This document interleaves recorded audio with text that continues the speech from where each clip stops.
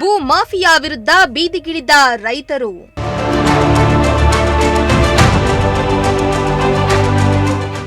ರಸ್ತೆ ತಡೆ ಚಳುವಳಿ ನಡೆಸಿ ಅನ್ನದಾತರ ರೋಷಾಗ್ನಿ.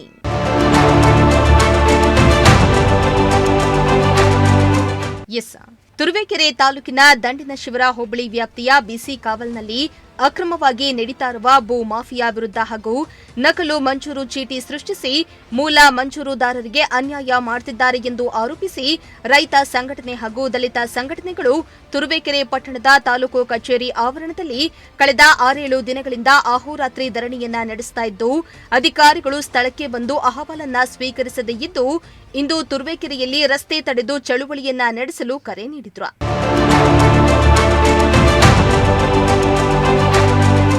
ಇನ್ನು ಹೋರಾಟಗಾರರು ಕರೆ ಕೊಟ್ಟಂತೆ ಇಂದು ತುರುವೇಕೆರೆ ಪಟ್ಟಣದಲ್ಲಿ ಕರ್ನಾಟಕ ರಾಜ್ಯ ರೈತ ಸಂಘ ಹಾಗೂ ಹಸಿರು ಸೇನೆ ಮತ್ತು ಕರ್ನಾಟಕ ದಲಿತ ಸಂಘರ್ಷ ಸಮಿತಿ ವತಿಯಿಂದ ಪ್ರತಿಭಟನಾ ರ್ಯಾಲಿ ಹಾಗೂ ರಸ್ತೆ ತಡೆ ನಡೆಸಿದ್ದು, ನೂರಾರು ಮಂದಿ ರೈತರು ಭಾಗಿಯಾಗಿದ್ರು.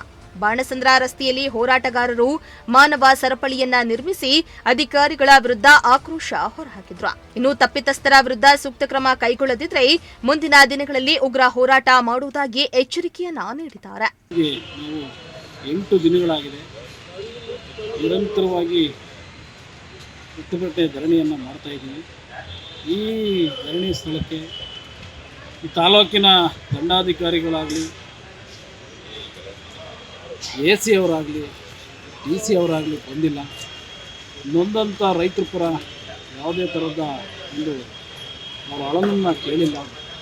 ಹಾಗಾಗಿ ಈ ದಿನ ರಸ್ತೆ ತಡೆದು ಚಳುವಳಿ ಮಾಡಿದ್ದೀವಿ.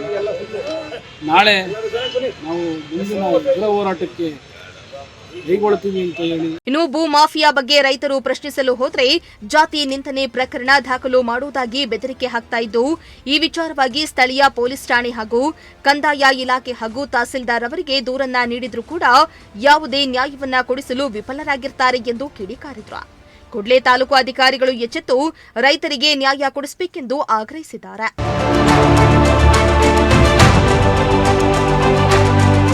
ಇನ್ನು ಈ ವೇಳೆ ಕುಣಿಗಲ್ ಶಿವಶಂಕರ್, ಡಿಎಸ್ಎಸ್ ಜಿಲ್ಲಾ ಸಂಘಟನಾ ಸಂಚಾಲಕ ಮಲ್ಲೂರು ತಿಮ್ಮೇಶ, ತಾಲೂಕು ಸಂಚಾಲಕ, ಪಟ್ಟಣ ಪಂಚಾಯಿತಿ ಮಾಜಿ ಅಧ್ಯಕ್ಷ ಟಿಕೆ ಚಿದಾನಂದ ಸೇರಿದಂತೆ ನೂರಾರು ಮಂದಿ ರೈತರು ರಸ್ತೆ ತಡೆ ಚಳುವಳಿಯಲ್ಲಿ ಭಾಗಿಯಾಗಿದ್ರು. Bureau report, Prajashakti TV.